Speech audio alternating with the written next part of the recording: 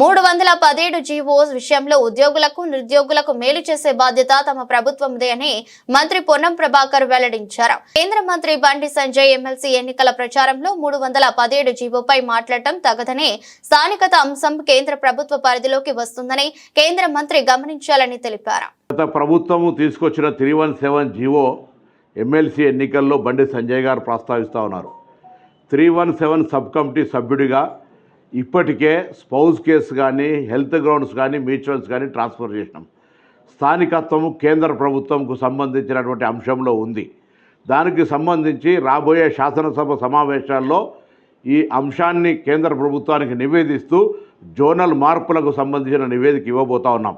నిరుద్యోగులారా, ఇది తప్పకుండా కాంగ్రెస్ పార్టీ ప్రభుత్వం చేసే బాధ్యత. మీకు ఎన్నికలకు ముందు హామీ ఇచ్చినాం 317 సమస్య పరిష్కరిస్తామని. ఈరోజు కూడా మా మీద విశ్వాసం ఉంచండి.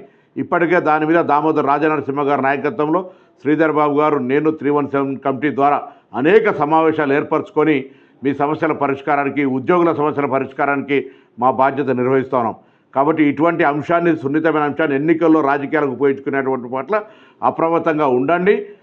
ప్రభుత్వం అధికారంలో ఉన్నాం, మా బాధ్యత తప్పకుండా దీన్ని ఎట్టి పరిస్థితుల్లో మీకు అనుకూలంగా, మీకు సమస్య లేకుండా చేసే బాధ్యత మాది అనే మాట ఈ సందర్భంగా గమనించాలని మీ అందరికీ విజ్ఞప్తి చేస్తా ఉన్నాను.